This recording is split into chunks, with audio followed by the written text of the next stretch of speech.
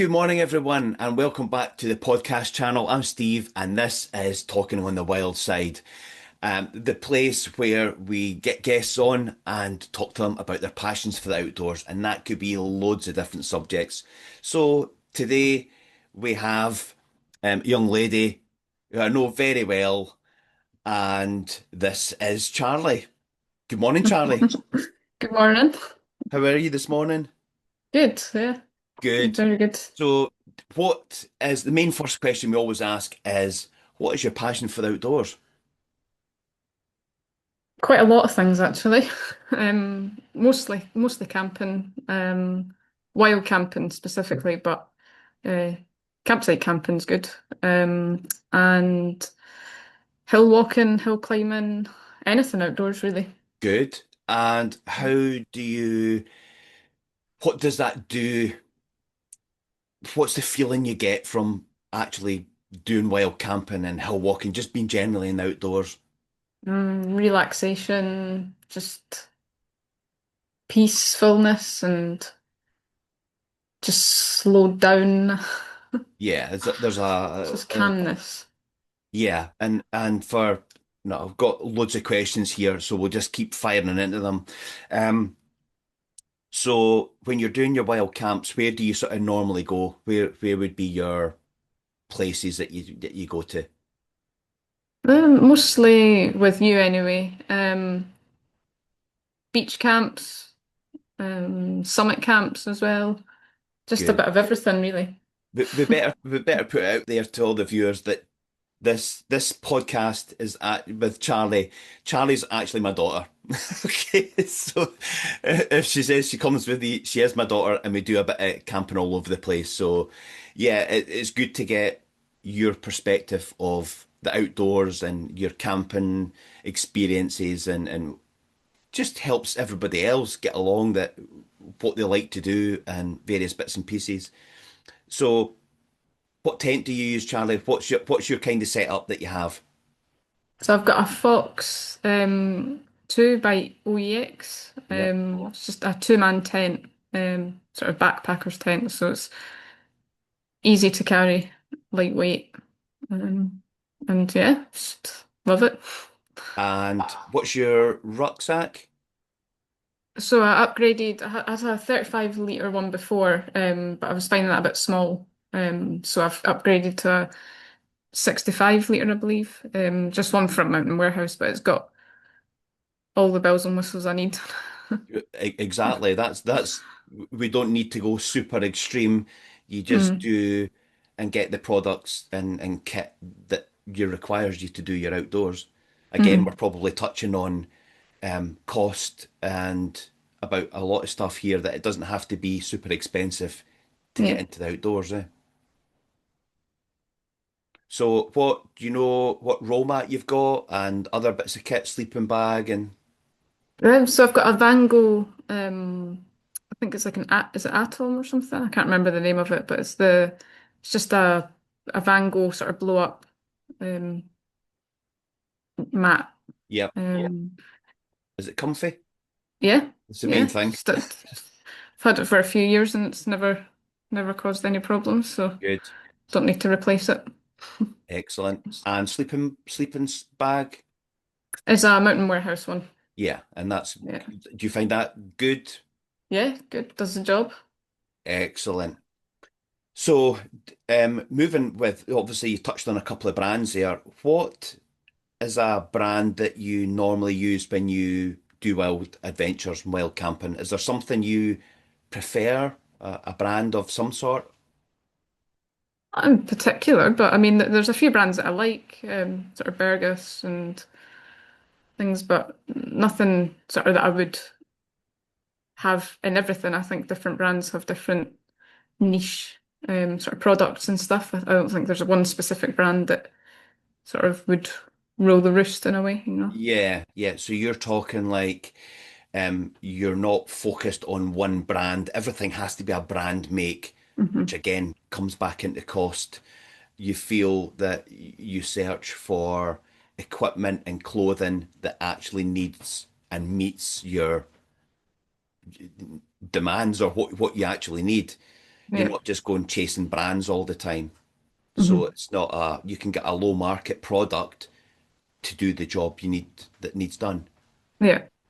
That can be from clothing right through to your tents to sleep systems to cooking and things, Yeah. doesn't it? Excellent. Okay. What is a fear you've overcome through an adventure? Mm. Yeah. I've got to say, it will be one when I'm volunteering. Um, Okay. so because I volunteer with Venture Scotland, Yep. we get to go out on sort of adventures and things with them. They kind of take kids outdoors and stuff. So, one of the sort of fears that I've definitely overcome with them is when I went gorge walking, with Okay. them up in Balquhidder. Um, I'm not a fan of like not knowing where my feet are going, you know, and like you can't see where your feet are, you can't see what's under the water or where you're standing and stuff. So, um, it's quite slippy as well. And so that was, and the sort of pressure of the water coming downstream is quite strong, you know, and you don't actually realize how strong it is until you're at, like underneath. Yeah.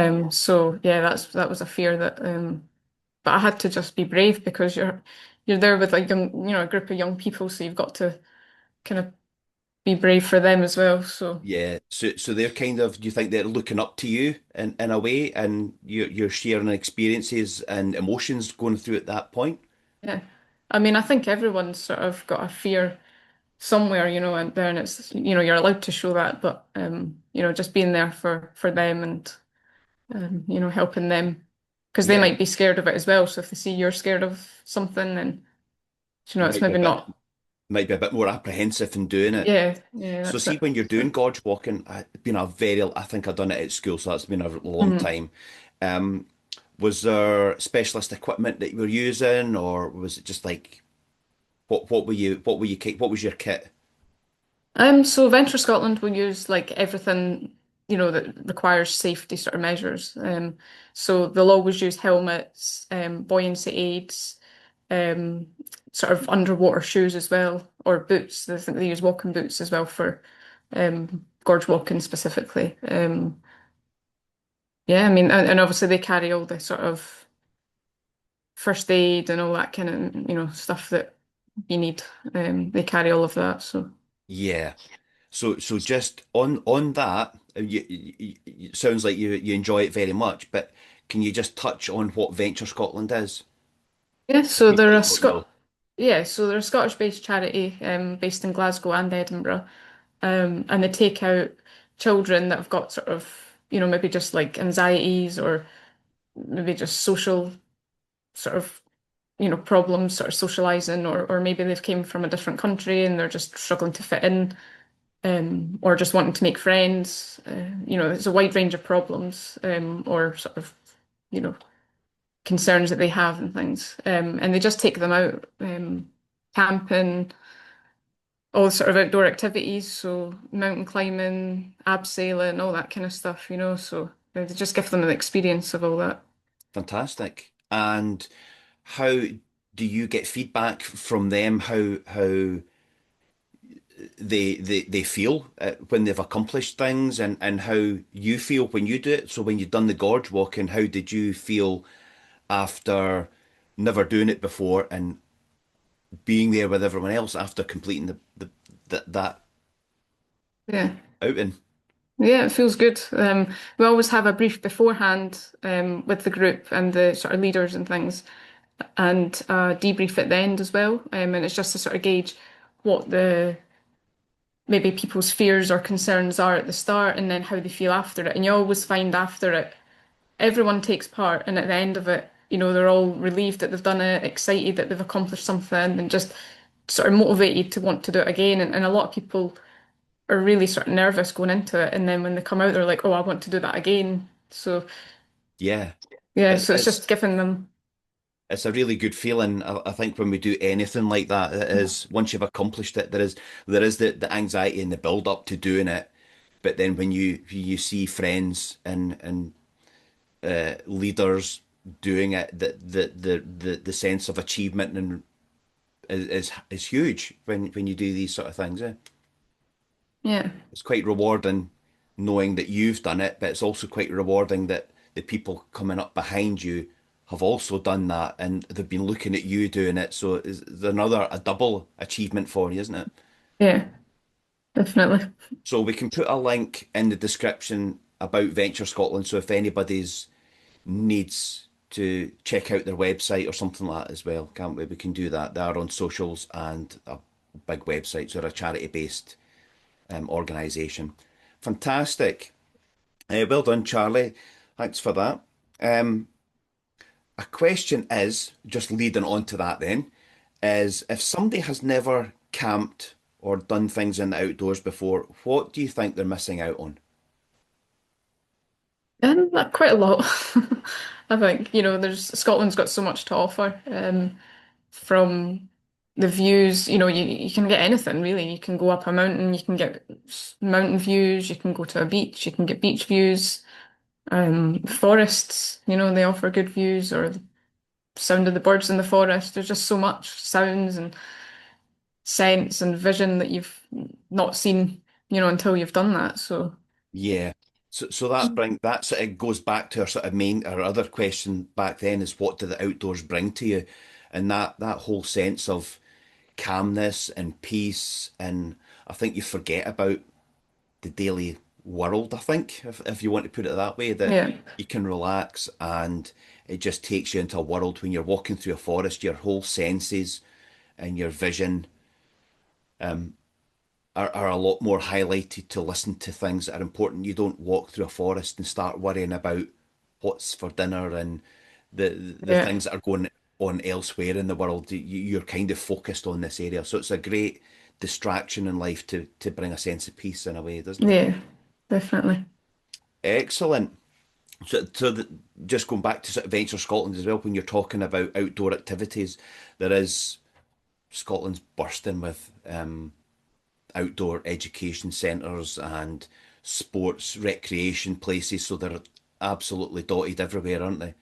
Yeah, It's a good way of if you are kind of in my sort of perception of it is if you are wanting to try the outdoors but don't have the equipment, a lot of these outdoor places have the equipment there for you and you're in safe hands, so you will get a proper tutorial, a proper out in and within safety and things like so you do it properly. So if you want to take it up yourself, you have the knowledge and skills to do so. Right, so this is the section where we have a sponsor.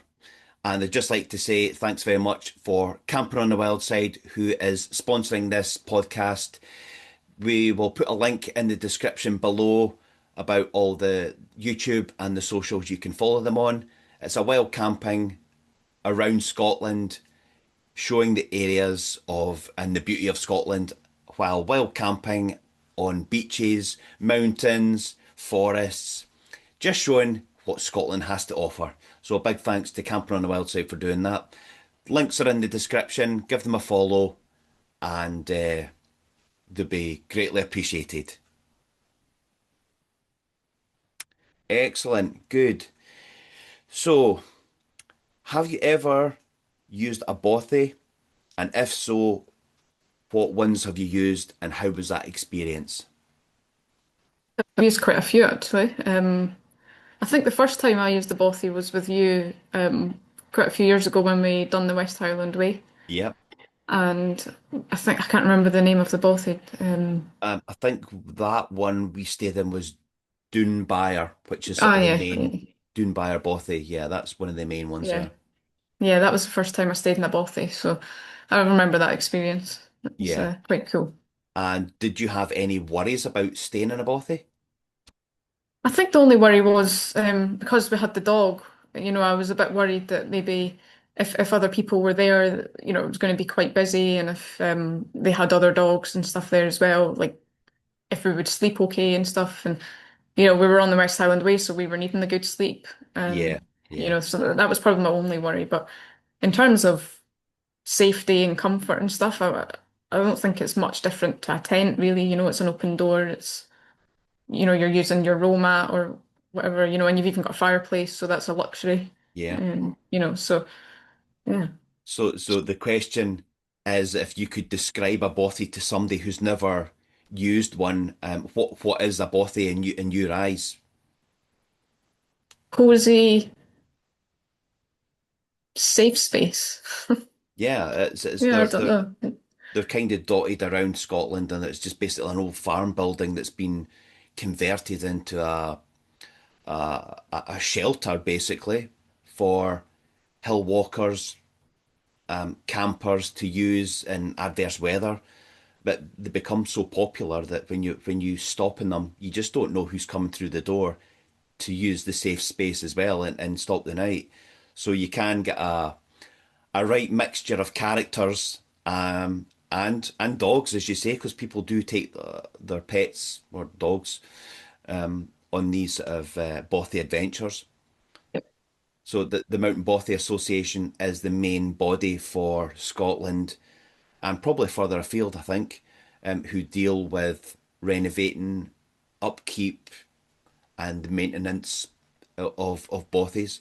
There are probably quite a few private ones, but you'd need to go and find them. Basically, I think there is. I don't think there's a website for it. It's just probably word of mouth, I think. But the Mountain Bothies Association website, I'll put that in the description as well, but you can check them out. Okay, so what is what's your nicest places to go, Charlie? Where would you recommend people should go for a wild camp? Maybe West Coast, I think, of West Coast of Scotland, I think is the best. Yeah. I don't know. I mean, everywhere, Scotland, anywhere in Scotland, really, I think is Yeah, highest. But there is something about the West Coast, and how do you what do you feel's different from the West Coast to the sort of East Coast with way? sunsets, Definitely, yeah. yeah, I think the sunsets are nice and just So clear views and so there is a question. It's probably the most throw this question in is do you prefer a sunrise or a sunset? mm, I don't know if I can choose between the Yeah. two, but I suppose a con of a sunrise is you're having to get up extra early to be prepared for it. Yeah. But then I'm watching a sunrise with a coffee, morning coffee with nice Hmm. views and stuff. It's a nice way to start your day. I'm probably torn myself. It's very difficult. I can't really pick one because I'm a morning person. I would probably say a sunrise, only for the reason because I'm a morning person and you see the fresh morning appearing in front of you and Yeah, you know what the day's ahead. But a sunset in Scotland has fantastic sunrises and sunsets for locations. The sun setting touches on this is now your time. You've had a great day. Just head to bed. So yeah. yeah, it is a difficult one, and I'm quite sure many people are in the same boat and position. So yeah, excellent. So can we find you on any social media or what's your how can people follow you? Yeah, so I have an Instagram page, mostly for sort of wild camping and photography and exploring and things. Yeah. So that's CJ Photography 10 on Okay. Instagram. I'm on TikTok, mostly just for sort of behind the scenes videos and just anything that's sort of a video kind of thing. It's mostly on TikTok. Okay. Um, and I think Facebook as well, but like my photography page is the same as Instagram. Okay, so we can link some of your social media pages that people can follow you and see your little adventures and your photography Yeah. throughout that. We'll put that in the list if you in description if you want to follow Charlie and just give her a wee follow and a like or whatsoever or whatever.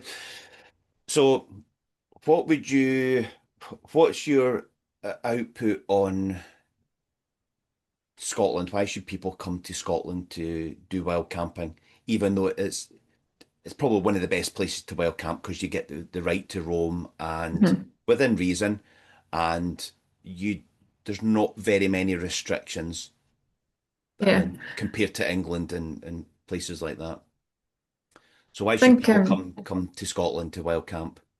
yeah, I think that's kind of the main reason is probably the fact that they're not as sort of strict with the where you can't, where you can walk, all that. I feel like England has it quite tough with that. But also the views, and there's just so many hills to climb, so many views to see, and it's different all the time. Yeah, And obviously, I've not done much camping in England or sort of exploring in England much, so I can't really compare it. But from where I've been in Scotland, it's just amazing. yeah. Mm. I think we've been to quite a few different places, and with you dealing with Venture Scotland, I think you're covering Mhm. even wider things and dealing with different people. So yeah, they'll get a and dealing with Venture Scotland. Sorry to go back on that. Are these people from all areas in the UK, or is it just predominantly Scotland? So it's mostly Scotland. I don't know if there's like a sort of maximum, like radius from sort of Edinburgh and the Glasgow office and things, but they need to basically make their way to the office when they're in. So it's really how much they're willing to travel. But most of them are sort of from Scotland, but some are from other countries and they've moved here. The families have moved here. Okay. So that's part of the reason is why they're there is to become part of Scotland, I guess, and just be Yeah. learn the sort of culture and see Scotland and just get to know it really, I think. Excellent. Excellent. So, what would be your what's been your biggest camping mistake?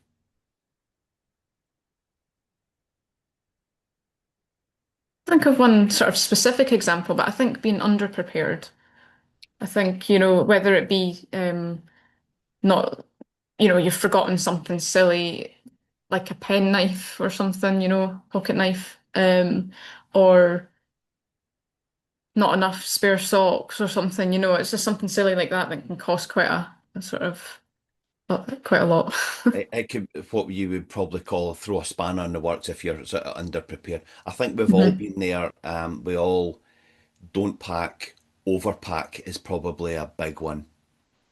Um, I think the biggest mistake we had when we were trying to do the West Ham Way years and years ago, we were way overpacked and we had to Yeah. pull out because of that was causing issues. So there's nothing to be ashamed of when you overpack. It's just a learning curve. There's not a right way and a wrong way. You can have the heaviest rucksack in the planet, but if you're able to carry it, you're fine.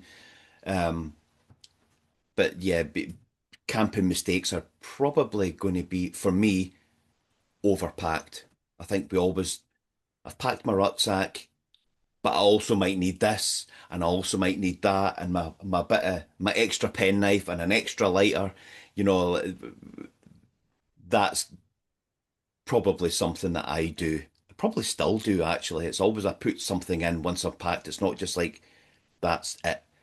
These people that do ultralight hiking and camping have probably got it nailed down. And it would be good to interview actually somebody on a podcast about how the ultralight packers have their kit. What do they need? Is it like one pair of socks, two pairs of socks, something like that? So definitely for me, I'm going to say overpacking. Are you in a similar position? I think trying to get the balance, between underpacking, overpacking, it's easy to Yeah. do sort of either way, I think that also goes with depending on what you're doing. If you're going away for one night or you can overpack, but you're only going away for one night. But if you're overpacking for climbing mountains, you're going to pay that price of having to carry all your kit up and down. So there's a kind of balance to what you have to pack for different scenarios. If you're just going to do a hammock camp in the wood, compared to you're going to do a couple of Munros in the day and camp on one of them, it's a completely different thing. So you have to get the balance right of what you're taking.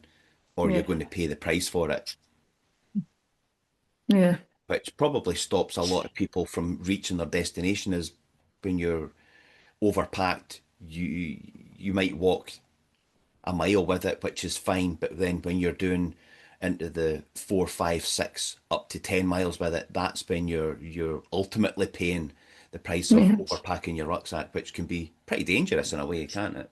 Yeah. So good. So what skills have you learnt while being in wild camping or you're with Venture Scotland? What sort of like little niche skills have you learnt? Building a campfire. Yeah, which can be quite Um, vital in a survival yeah. situation. A safe campfire, should I say, Yes. Yeah. Yeah. not a sort of a bad campfire. Yeah. Um, yeah. So any other skills that you've picked up? Yeah, so I mean, Venture Scotland teaches quite a lot. For the volunteers to be able to help the participants, they sort of have to show us how to do things that we can then show on to them, or Yeah. just kind of an extra pair of hands that knows how to do something. So, we've done indoor rock climbing, Oh, with them. excellent. Sort of, can't remember when that was. Quite recently, anyway. And they taught me how to belay.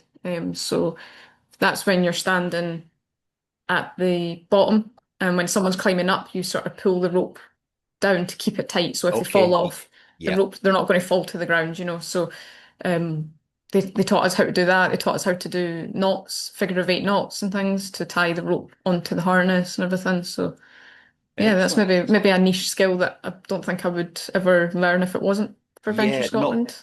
tying knots and well, the abundance of knots that there is actually definitely a good skill to have for obvious reasons. Um, Making a safe campfire is absolutely probably a must instead of where you're building it, because we've just seen the devastation that's happened from the Cairngorms right down to the south. Yeah, These wildfires are just literally out of control in some areas because of different, well, because of fire. There's no two ways about it, but we don't really know how they've started, whether it's been glass that's been lying down or human yeah, error or discarded cigarettes and so on. But yeah, safe campfire is quite key, and where you build it is obviously a priority as well. Excellent. So, what is something that's surprised you when you've been out on your hikes and camping? got to be when we climbed up um, the Devil's Staircase, or I think Okay. it's Stob McMurton. I think it's called. And we went up, and it was really nice, sort of weather. I think we got quite a good sunset, if I remember rightly. Seen right down the valley of Glencoe, which was nice. Yep. Went to bed, and then woke up and it had been snowing. Yeah. Yeah. And That was a bit of a surprise. yeah, I mean, but it was, I think that was probably one of the best sleeps I've ever had on a camp. It was so comfy. I think I was lying on Yeah. heather or something, but it was so comfy. I think what woke me up was when the heat inside your tent melts the snow and the snow f builds up and then it slowly just falls off. It's that running down your tent, which was like, Yeah. what's that? What's happened? Yeah, that's Oh, probably been the most surprising yeah. No, moment. that was Yeah. a beautiful one. And the sun was coming up and it was shining on the buccal, which was fantastic. And we got some great drone footage from that actually. So it was really good. Good. Okay, Charlie. So we're coming to the end of our podcast. So thanks very much. We've got your socials on there. If you can briefly just give us a wee rundown of what's going to happen? What's your plans from now? What's your next adventure? Hopefully camping soon. Yeah, Yeah, I'd love to get away camping again. Always get itchy feet when I want to go camping. yeah. I don't know if I you're the get same. I must get that from you. you. Excellent. No, that's fantastic. Okay, Charlie, thanks very much for coming and doing this podcast with us. We've gave other people a bit of an insight into how you do it, and hopefully people take something away from that. Yeah, thank Good, you. excellent. So thanks very much for doing that, Yeah, and thank you. we'll catch up with you again. Yeah, catch you soon. Cheers for now. Yeah.